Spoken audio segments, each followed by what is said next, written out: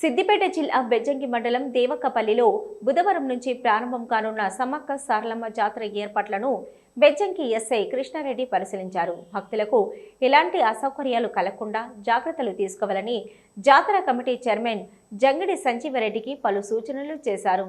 అనంతరం చైర్మన్ సంజీవరెడ్డి మాట్లాడుతూ జాతర ఉత్సవాల సందర్భంగా రేపటి నుండి 24 వరకు జరిగే ఉత్సవాలలో పాల్గొనే భక్తులకు తాగునీరు, విద్యుత్ దీపాలు, పార్కింగు, అత్యవసర వైద్య సేవలు, రోడ్డు మరమ్మతులు, పారిశుద్ధ్య పనులు, రవాణా సౌకర్యాలను కల్పించనున్నట్లు స్పష్టం చేశారు. గత 30 సంవత్సరాలుగా 2 సంవత్సరాలకు ఒకసారి ఈ జాతరను తాము నిర్వహిస్తున్నామని, జాతర ముగిసేసరికి సుమారు 1,00,000 మంది హాజరయ్యే అవకాశం ఉందని ఆయన తెలిపారు.